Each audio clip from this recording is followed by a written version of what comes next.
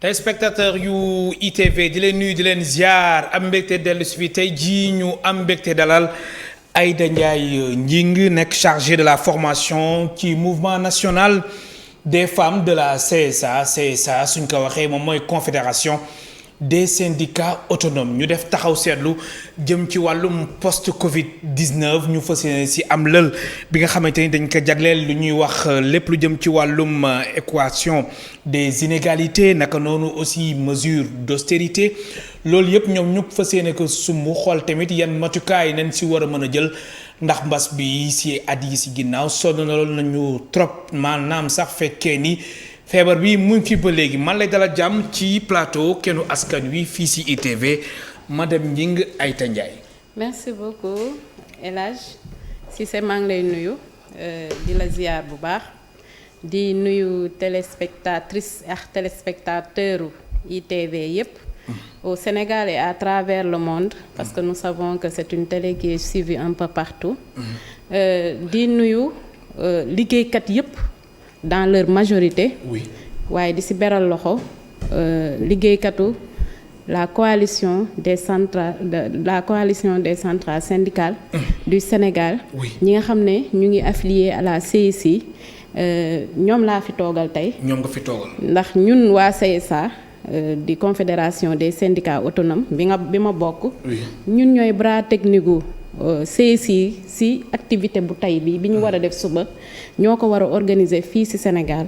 CSI soo ko waxee moom mooy confédération des syndicats internationaux. Très bien. Maintenant branche Afrique bi dafa nekk nag ci taxaw seetlu ak ci liggéey pour ñu définir beneen contrat social.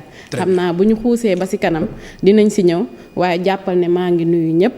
travailleuses et travailleurs yëpp. à travers nos syndicats respectifs à travers nos centrales respectives waaye tamit.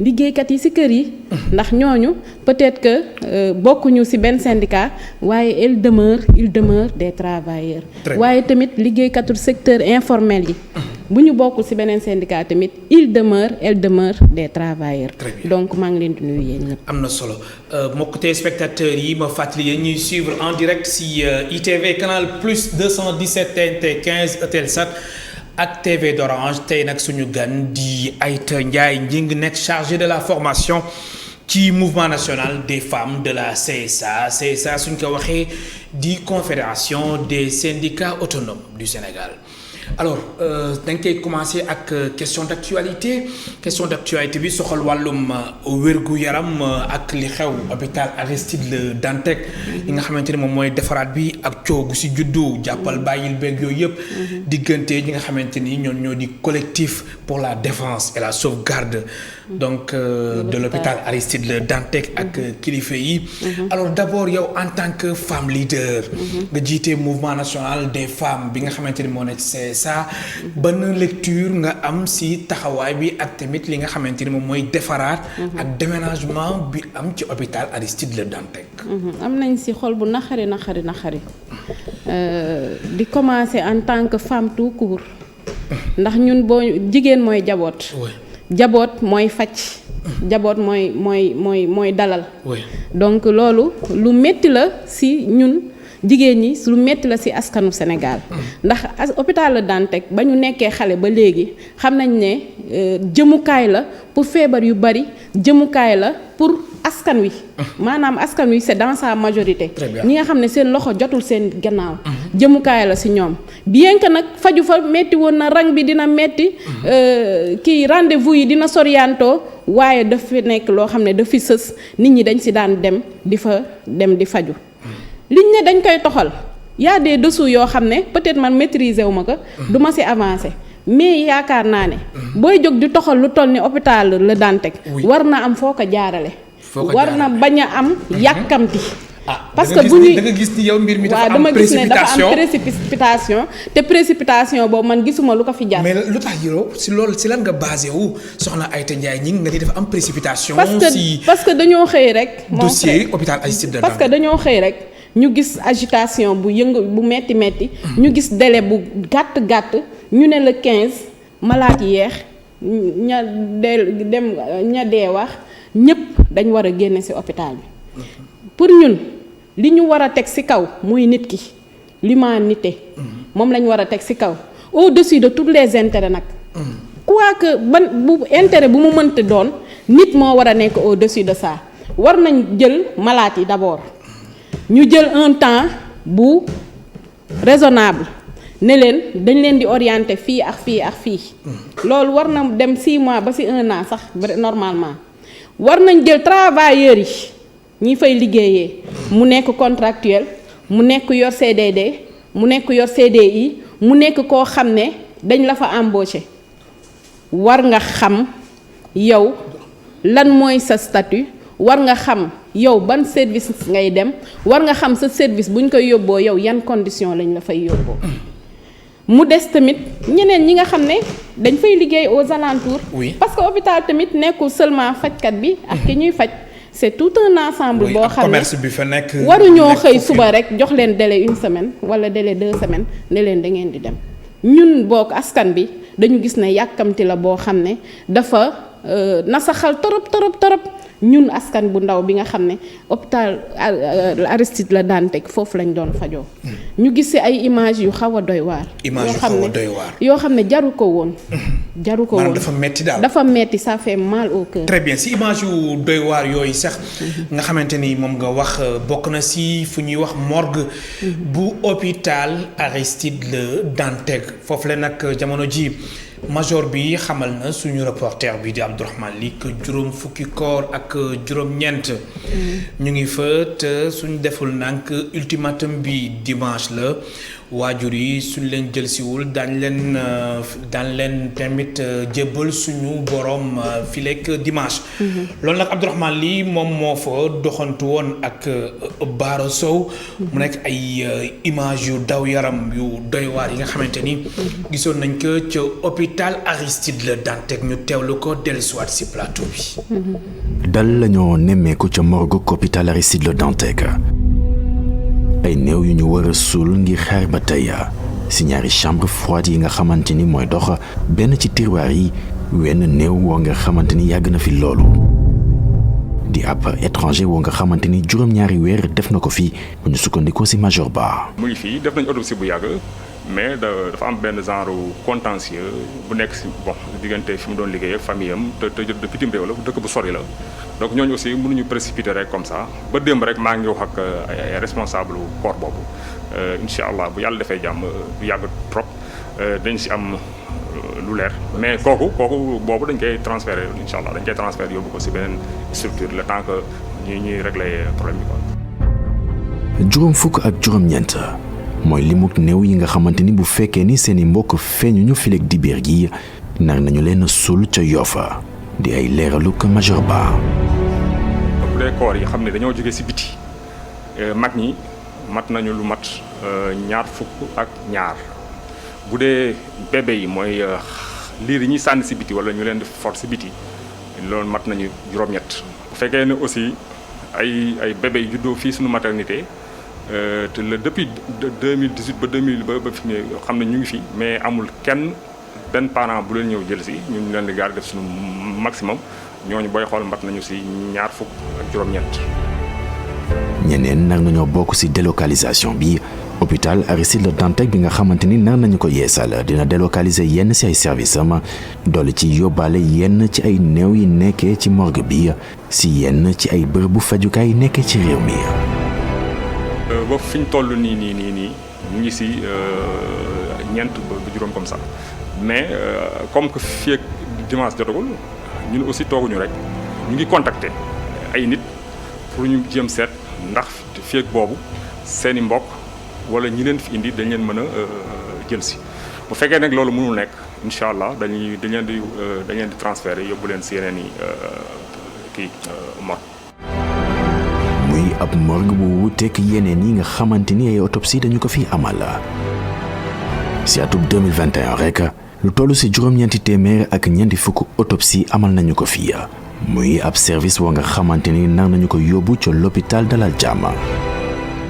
incha allah bu ñu demee ba foofu ba xool situation bi waxtaan ak autorités yi dañ def aussi demande pour mën a commencer autopsie yi foofu parce que ñu bëri xamuñu ko mais autopsie yi macha allah bon parfois dañuy bari benn hôpital kese bu mel ne CTO du ko mën a attan yëpp. moom it mu am fi fukk ak juróom-ñaari at major baa ngi waajal toxam ca l'hôpital Dalal Jàmm ak Mettit. même milieu bi nga xam ni da nga daan jógee sa kër ñëw presque yendu fi parfois nga toog fi ba muy guddi sax nga ñibbi c'est-à-dire ñëpp xam nañ ne nit temps bi muy def kiyam liggéeyukaay moo ëpp fuuf temps bi muy def këram donc tout ça vraiment dinañu marqué daal dinañu marqué mais àdduna noonu la comme que ñu dañ jóg pour liggéey fépp fu ñu mën a déplacer rek pour ñu mën a liggéeyal askan wi liggéeyal réew mi dañ fa def suñu kattan.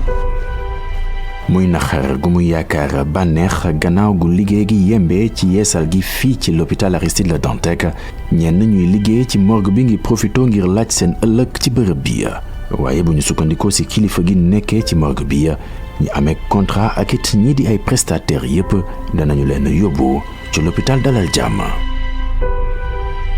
di ko jaajëfal bu baax a baax mu nekkoon Abdourahmane Ly, Seydina Mbaye moo nekkoon ci caméra bi. alors soxna Aïta Ndiaye Gningue ñoo ko gisandoo. lu ñu doon wax léegi rek jëm ci wàllum hôpital Aristide Le Dantec ak mesure d'accompagnement yu ñu waroon jël. alors gis nga morgue bi ak major bi kàddu yu mu si yëkkati encore une fois mu nekk lu daw yaram. lu daw yaram mais moom sax li mu wax dafa daw yaram trop. ku nekk fi nga miin jóge xëy suba jóge fa rek day metti donc loolu dafa laajoon sax préparation psychologique. si ñi fay liggéeyee. très bien dafa laajoon ñu préparer leen psychologiquement mais dafa am man lu ma xaw a jël si wax ji. mooy si reportage bi. mooy nombre de bébés yi nga xam ne. ñu nga fa te foofu lañ juddoo. y a de quoi se poser les questions. lu tax bébé yooyu toog nekk foofu. parce que bébé yooyu foofu lañ juddoo seen parents yi xam nañ ne génn nañ àdduna ñooñu seen parents yi waruñu leen de seen parents yi xam nañ ne génn nañ àdduna mais lan moo tax ñu téye leen fa c'est des mesures d'austérité. des mesures d'austérité. waaw parce que peut-être que parent ba. dañ koy laaj pour mu fay ko. amu ko si néew boo xam ne da koy jël pour denc ko néew nag lu tiis la. dañ ko war a jël denc ko selon suñuy croyance pour que buñ ko waree dem ziyaari ko mais nag am na loo xam ne boo ko tegee néew du doole mu bàyyi la néew ba moo koy gënal. man je comprends que mu am ay bébé yoo xam ne dañ leen dañ sànni ñu for leen. indi leen mais loolu mënu si ñàkk. loolu mën na nekk. mais bébé yoo xam ne si hôpital ba lañ juddoo. ñu décédé te gisuñu seen parents y a de quoi se poser des questions. nous croyons que c'est des mesures d'austérité moo tax parents yi abandonné foofu seen ay néewu bébé mënuñu ñëw jël si leen parce que dañ leen di laaj xaalis. te mesure d'austérité yooyu la wala tamit li nga xamante ni moom moo bloqué parents yi war nañ xool nuñ ko mën a pallier. parce que wér-gu-yaram soin la boo xam ne dafa élémentaire. maanaam bu ñuy xool ne indice de capital humain. jàng la ak wér-gu-yaram. wér-gu-yaram moo jiitu parce que boo xoolee fii bébé la ñuy wax booy juddu il faut qu'on te prenne en charge. Effectivement. Donc wér-gu-yaram boobu il faut que suñu état yi mën di ko jël en charge si ligne bi yépp di jël ñépp en charge ku am ak ku amul ku mën ak ku mënul loolu pour ñu atteindre ODD yi il faut que ñu xoolaat ne suñu askan yi ku feebar di nga faju ku accoucher dinañ la jël en charge correctement. ku am doom sa doom war a am crèche kenn du la fay loo xam ne yow mënoo ko walla attanoo ko ku liggéey ba tollu ci am congé nga war a jël congé bu nekkee congé maladie ñu mën la jël en charge même bu dee amoo IPM walla amoo comment on dirait prise en charge bi nga xam ne moom la prise en charge médicale. Voilà. alors Aïta Ndiaye li nga xamante ni moom moo di wàllum bébé yooyu la ak tamit ñeneen ñi nga xamante ni ñu ngi ci morgue ba. ultimatum bi waa hôpital Aristide Le Dantec major bi wax ko muy dimanche nga jàpp ni ultimatum bu. gàtt la parce que pour man am na ñoo xam ne sax seen waajur ñu ngi leen di wër te gisuñu leen bu weesoo bébé yi. oui am na ñoo xam ne peut-être dañu dee par accident wala quelque chose comme ça. Oui. Pour man am na ñoo xam ne seen parents yi ñu ngi leen di wër. te xamuñu fuñ nekk mais bu ñu leen jëlee denc leen dina metti ci parents yi pourquoi cette précipitation c'est une question qu'on doit se poser lu tax ñuy yàkkamti di def li ñuy def lu tax ñuy yàkkamti bëgg a génne nit ñi hôpital Le Dantec yóbbu leen feneen pour reconstruire jaay leneen lu tax c'est une question que mais pourtant joxe woon nañ date joxe woon nañ date xam nga lu tax nit ñi seen xel tey parce que daf si am ñoo temps boo xam ne ñu dëkk si dëkk bi ay waa dëkk bi dañu ñëwoon indi projet bu fiable boo xam ne mën nañ ko financer ñu bañal leen ko bëgg kaa nangul ay étranger ñun suñu souveraineté. kon yow moo tax sànq doon waxu dessous dafa am daal lu làqu si biir. voilà ñun suñu souveraineté il faut que mu bañ a nekk ay slogan ay lu ñuy wax il faut que mu nekk dans la réalité parce que sénégalais ku xarañ la bu ñu wëree àdduna bi fu ñu leen fekk ñu ngi fay nekk di dóor waar ils sont respectés un peu partout dans le monde il faut qu'on leur permette bu ñu waree ñëw seen dëkk. bëgg faa liggéey ñu yombal leen ko. très bien mais souveraineté boobu ngay wax soxna Aïta est-ce que jël nañ ci leçon par rapport ak li xew ci feebaru mbas bi ndax fii Sénégal dañu yàgg wax ni souveraineté alimentaire dafa jot ñu am ko souveraineté pharmaceutique ñu ngi koy wax ci PAP 2A mais teewul ba léegi nii dañu am jafe-jafe jëm ci wàllu ñun ñu moom suñu bopp ci fànn yu bëri. pour man jëluñu ci leçon ndaxte Covid bi ñu ñëw sax suñu sujet bi. très bien après Covid. non moom on peut pas dire après Covid. dañ nekk ci Covid ba léegi. parce que on voit toujours des cas. ndax tey rek am na 33 cas. c'est ça fanweeri cas ak ñett. cas yi ñu ngi fi ba léegi. mënuñu ko bañ il faut vivre avec mais mbas bi mu ñëwee ci dëkk bi mu ñëwee ci àdduna war nañu lu bari waroon nañ ci jël leçon ne ñun Sénégal war nañoo mën a bay dundee mais bay dundee bañ koo def slogan toujours dama koy wax Sénégal dañoo mën a slogan. dañoo mën a théoriser il est temps de passer à l'action on a théorisé tellement de programmes on a théorisé tellement de concepts tellement de projets mais en fin de compte dañ ci dugg gis lu bari dafa nekkoon temps boo xam ne sénégalais daf daan ndamoo di kañoo moom Afrique daf fi raw mais léegi de plus en plus bu ñuy mbëkkanteex suñuy moroom sous région bi dañuy gis ne ñoom ñu ngi ñuy raw donc Sénégal war nañoo passer à l'action ñu wàññi wax ji te ñu dem liggéey.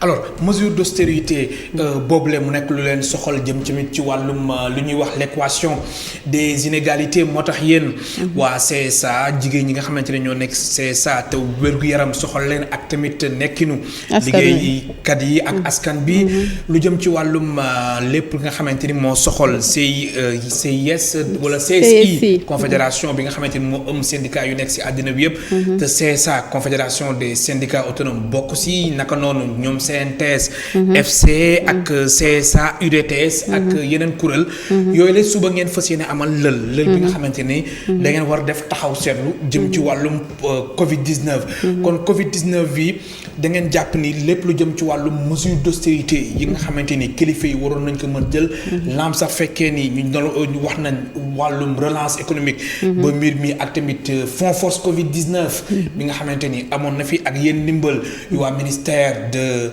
li nga xamante ni ministère de la femme wala ministère du développement communautaire de l'équité sociale et territoriale ak tamit coow bi juddoon yoon yëpp mesure d'austérité yi ngeen doon xaar te mbir mi yemul lan ak lan la maa ngi lay gërëm bu baax ci question boobu ndaxte ñun waa CIC parce que tey dama fi ñëw ndax activité bi ñuy def dérouler c'est une activité sous-régionale activité la boo xam ne la confédération des syndicats autonomes boobu ba léegi ñu ngi def ay lël ndax bi mbas mi ñëwee dañ ne nañu xool yeneen façon lu ñuy liggéeyee si la ñu créé woon ay formation sax en ligne yoo xam da ngay toog sa kër ñu lay former ngay def say devoir di ko envoyer ñu lay jox say certificat si réfléchir nañ lu bari en ligne si mbirum mbas mi si fànn yu bari li si gën a important mooy protection sociale moom laa doon wax léegi feebar faju am liggéey boo xam ne liggéey bu mucc ayib la waa CSI activité régionale bi déroulé nañ ko ci dëkk Afrique yu bari normalement Sénégal activité bi mu ngi waroon am le 27 juillet mais comme daf ñu fekkoon en période de campagne électorale looloo taxoon ñu pousse que jusqu'à après les élections législatives donc fii ci Sénégal CSI mu ngi liggéeyaax la coalition des centrales syndicales bi nga xam ne CNTS CSA CNTS FC UDTS ak UNSAS ñoo ko formé ma siy profito di nuyu toutes les femmes de la coalition di nuyu suñu présidente yépp. Je ne suis pas présidente, je suis là au nom des femmes de la coalition maa ngi nuyu présidente yëpp xam naa ne sax bu ma limee damay juum te voilà bëgguma juum. moo tax suba lël bi ñuy am ci 2 étapes la. Très bien. suba gi symposium lay doon symposium bi en ligne lay doon parce que waa CSI webinaire la. voilà waa CSI dañ ciy participer. CEDEAO dañ ci participer waa gouvernement bi à travers le ministère du travail à travers le ministère de la femme aussi dañ ciy participer. liggéeykat yi nga xam ne CSI ñoo leen kii ak les réseaux de femmes syndicalistes les réseaux de femmes travailleuses les 2 RENAFES parce que Sénégal am na ñaari réseau de femmes syndicalistes boo xam ne CSI la ñu affilié ak boo xam ne c'est une association tous les réseaux de femmes les réseaux de jeunes yi nga xam ne ñoo nekk ci CSS tamit dañ ciy participer ak ay personnes ressources yu bari yoo xam ne invité nañ leen parce que c'est un sujet boo xam ne ça intéresse tout le monde normalement sax ñëpp a war a ñëw même vous les journalistes vous êtes invités à venir vraiment prendre part à cette importante activité boo xam ne dañ ciy wax problème égalité dañ ciy wax problème prise en charge des travailleurs fu ñu mënti nekk. muy góor ak jigéen mu nekk góor ak jigéen. que mu nekk travailleur du secteur formel. que mu nekk travailleur du secteur informel. parce que les travailleurs du secteur informel dañoo nekk plus de 70%. looy def te boolewoo leen ci ça veut dire que la ngay def du am jeexital. ci askan bi pour ñun égalité ngeen di wax mais waxoo leen équité. déedéet égalité ngeen di wax il faut que ñëpp tolloole. il faut que bu ñuy wax mbirum jàng. di wax mbirum faj mënoo faa nekk naan kii moo ko gën a yelloo kële moo ko gën a yelloo. ñëpp ñoo ko yelloo. ñëpp ñoo yelloo feebar faju. ñëpp ñoo yelloo liggéey am congé. ñëpp ñoo yelloo boo liggéeyee ba feebar nga mën a faju sa la ngay liggéey. ñëpp ñoo yelloo nekk ci tollu ci ëmb nga dem am sa congé boo xam ne dañ la koy fay. parce que dañoo seetlu ne ci liggéeyukaay yu bari bërëbu liggéeykaay yu bari nit ñi bu ñu amee congé de maternité non seulement doo am droit congé de maternité mais aussi boo toogee nga jëlal sa bopp congé de maternité kenn du la ko fay donc c'est des choses à. te loolu bokk na ci seen ay. combat dafa bokk ci protection sociale yi nga xamante ne da ngeen fas yéene taxaw temm ngir liggéeykat yi. ñu mën a. si dañuy prôner la protection sociale universelle. la protection sociale universelle. maanaam sama maam ba nekk sa Saalum di bay. dañ ko war a jël en charge du point de vue sanitaire. des efforts nag ont été faits par l'État du Sénégal parce que def nañ CMU. ils ont essayé waaw def nañ aussi plan Sésame. ils ont essayé mais c'est des programmes qui ont eu leurs limites. kon da nga bëgg wax ni l'État peut mieux faire. l'État peut mieux faire dafa des. voilà jéego yi war na ko gën a mën nañ organiser waat. et puis mën nañ ko gën a efficaceal mën na gën a mucc ayib. très bien ndax mën nga def benn programme boo xam ne programme bu mel ni CMU prévoiroon nañ ko pour élèves yi sax ñu mën ci profito. ndax man jàngalekat laa ñëw nañ sama école indi fa ay carte CMU et autres mais xale bi bu feebaree. parent am day ñëw yow jàngalekat bi fañ ko jaarale woon ci yow lay ñëw ne la sama doom dafa feebar carte bi nangam nga ne ko demal fële sa kii jaaral ne dadul woon mujjee efficace. mujj gi parent bi day préférer alors balaa mu ci daj boobu coono yépp mu dem du cotiser ti CMU bu doomam feebaree mu dindi ci poche am faj ko. donc c'est des programmes yoo xam ne dañ ko war a gën a efficaceal sur le terrain. alors Aïda Ndiaye Gningue chargée de la formation ci mouvement national des femmes de la CSA di Confédération des syndicats autonomes du Sénégal mooy tey suñu gan ci émission Kennu Askan Wi ngeen ñuy suivre en direct ci ITV Canal Plus 217 TNT 15 Eutelsat ak TV d'Orange alors bokk na tamit ci li nga xamante ni moom moo soxal CSI. ak femmes yi nekk ci mouvement national des femmes bu CSA. lu ñuy wax mieux construire. mesure d'austérité yi suñ ko tegee nii mais mieux construire aussi mu nekk pàcc bi nga xamante ni dina fës lool ci seen lël bi. lu tax mieux construire xam nga moom laa doon wax léegi nit ki looy def te boole woo ko ci nga koy defal te boole woo ko ci da nga koy def te contre moom parce que moom daf ci war a joxe avion. ñun confédération fexe ba nit ki adhéré. voilà nga impliqué ko voilà aussi. ça doit être tripartite normalement travailleurs yi dañ fa war a nekk. employeurs yi dañ fa war a nekk état daf fa war a nekk ñu toog lël ñu waxtaan nan la ñuy defee parce que suñu pays néewuma waruñu def des dépenses de ay dépenses yu mag ay dépenses yoo xam ne ay dépenses de prestige. laa koy tuddee kilifa yi wala. état bi. wala état bi maanaam train de vie de l'état. voilà war nañ def waxuma waruñu def ay dépenses de prestige mais nag dafa am lu ko war a jiitu. ay priorité ndax dafa am loo xam ne moom la ñuy tuddee les besoins élémentaires de base. oui. eau potable. ay besoins primaires daal. waaw yoo xamante ni daal ndox mu sell. ñëpp dañ koo war a am. ñëpp dañ koo war a am. yow gis nga ne léegi ñun ñëpp dañuy jënd ndox lan moo ko waral. parce que suñu ndoxu robinet yi wóolootuñ ko jàng mu mucc ayib suñu doom yi dañ koo war a am. qualité njàng mi. qualité njàng mi. mais loolu qualité njàng mi nag. justement dafa yaa dafa mais yaa loolu yéen am ngeen ci responsabilité ndax yow en même temps syndicaliste nga jàngalekat nga ci CELS nga nekk. CELS authentique. je suis la présidente la vice-présidente de la syndicat commission des féminine enseignants libres du Sénégal. Oui. am nañ ci pàcc ndax ñun ay jàngalekat lañ lan lañ ñuy wax dugg leen ci classe yi ngeen jàngal xale yi loolu jàngal Sénégal yëpp xam nañ ne jàngalekat yi ñu ngi xar seen tànk tubéy pour ñi ñu leen dénk ñu jàngal leen mais dans quelles conditions ndax suñu biir dafa am ay fonctionnaires. Oui. am ay décisionnaires am ay MC am ay PC am ay vacataires njàngale mi depuis 95 dañ ci dugal ay pàcc yu bari maintenant loolu dafa am plan de carrière boo xam ne dañ ko waroon a suivre pour que jàng mi mucc ay parce que kay jàngale dafa xelam dafa war a dal kay jàngale dafa war a motiver may def un clin d'œil à nos camarades décisionnaires ndax ñooñu ay jàngalekat lañ yoo xam ne ñu nax ñoom les fonctionnaires ñoo bokk lu ñuy liggéey amul benn différence waaye ci traitement bi dafa am différence ñun mais loolu rectifié nañ ko n'est-ce pas. ci déedéet rectifié guñ ko de ci seen négociation yu rectifié mujj yi ak 90 milliards bu décisionnaire yi des na.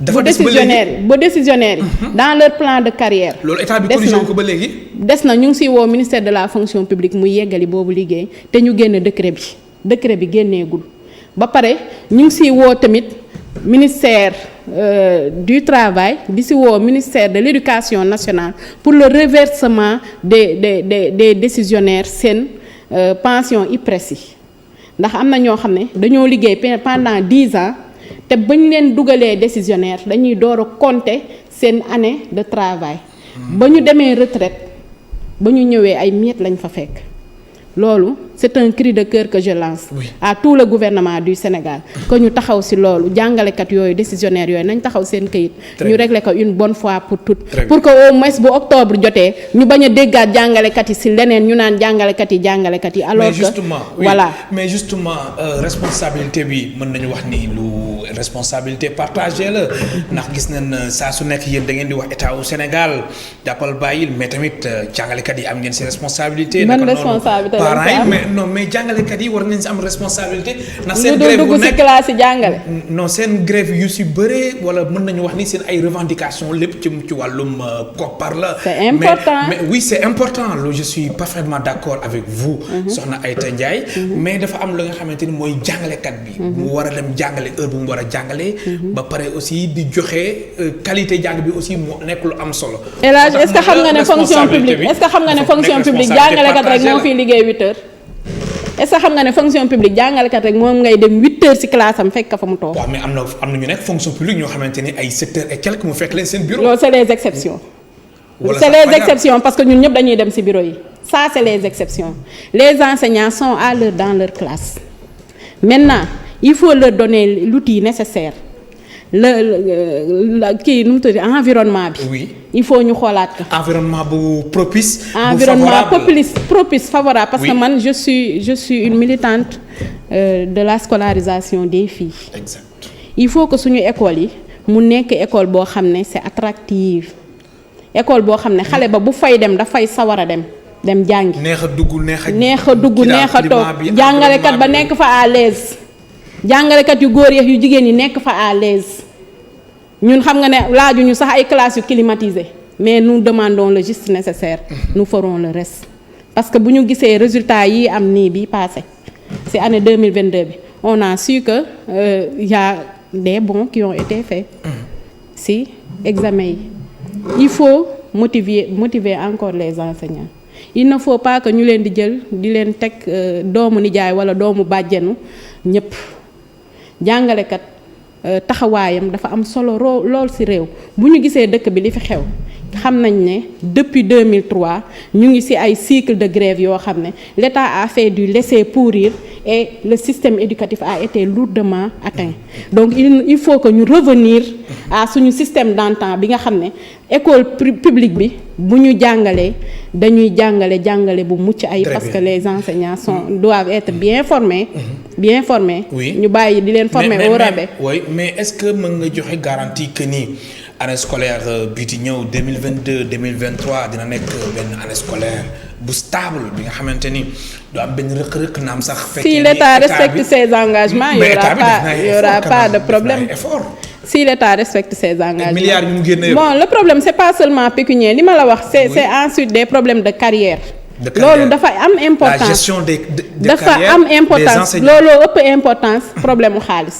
parce que bu ñu yeexalul woon carrière enseignant yi boo moytu sax coow lii yëpp du fi am mais da ngay jël nit plombé carrière am ba nga xam ne moom xalaatatul sax liggéey xeex rek lay xalaat donc il faut que ça soit fluide dans les carrières. kon mbirum gestion des carrières yu enseignants yi seen mbirum avancé. voilà loolu aussi nekk na li nga xamante ni. c'est un goulot d'étranglement loolu il faut état bi jàpp ci sinon du baax quoi. très bien.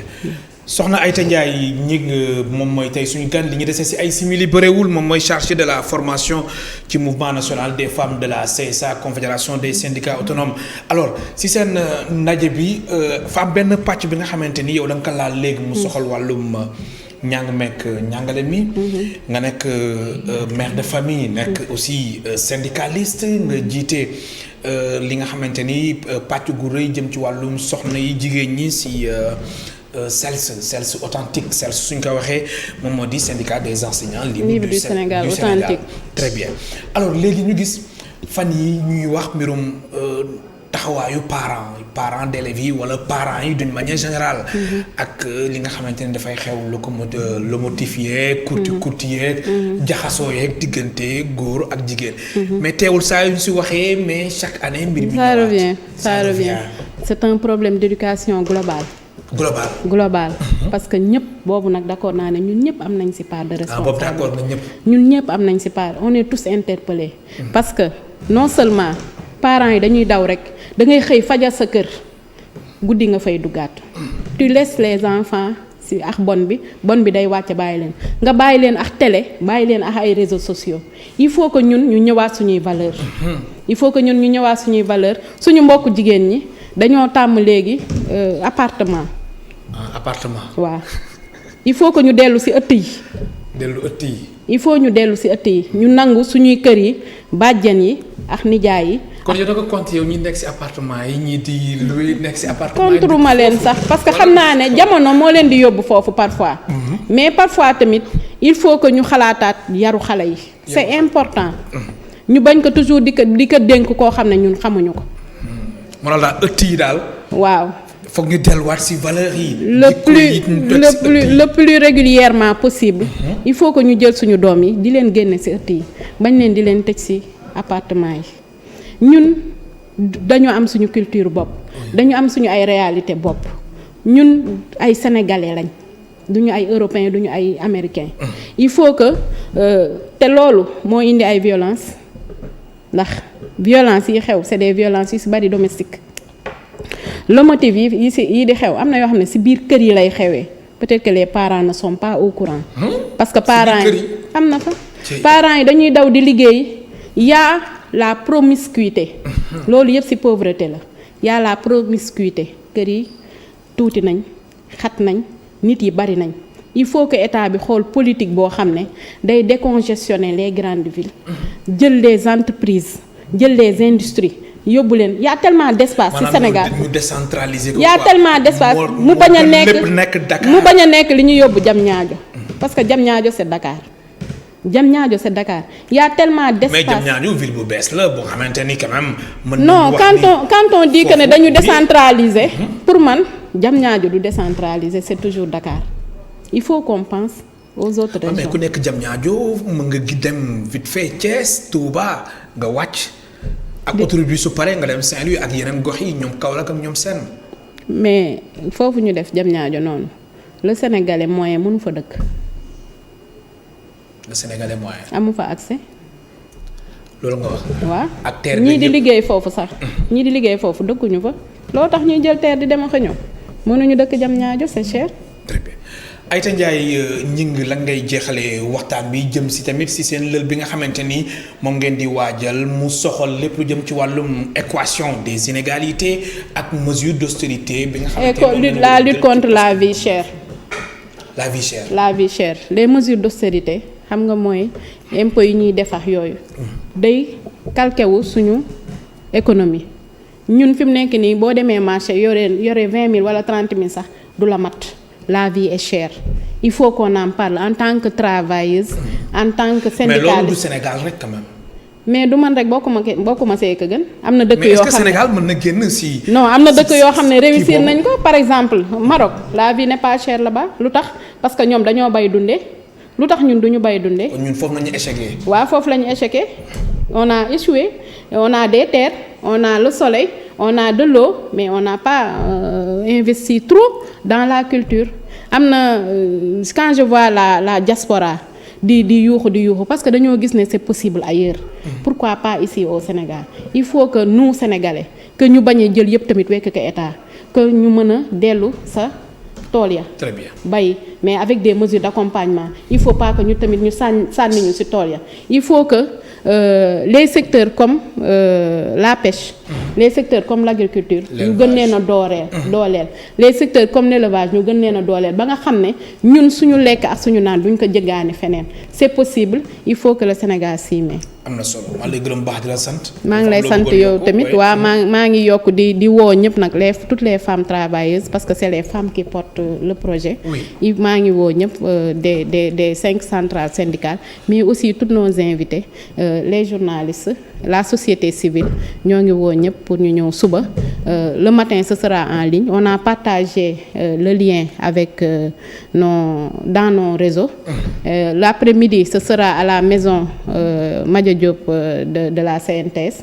foofu lañ koy defee à partir de 15h venez nombreux vraiment que ñu wax autour d'un nouveau contrat social que liggéeykat bi gis ci boppam ku góor ki gis ci boppam ku jigéen ki gis surtout la jeunesse mu gis ci boppam. am na solo di la gërëm baax di la sant mu nekkoon Aïta Ndiaye Gningue chargée de la formation ci mouvement national des femmes de la CSA di confédération des syndicats autonomes du Sénégal mu nekkoon tey suñu gan ci émission Kennu Askan Wi mbokk téléspectateurs yéen tamit amuñu seen fay di leen gërëm baax di leen sant Ramatoulaye Sall Diop ak Fassal Diagne ñoo nekkoon ci réalisation bi ci son bi Iba Mar Sène ci caméra yi Cheikh Ahmed Tidiane Diouf jaa ngeen jëf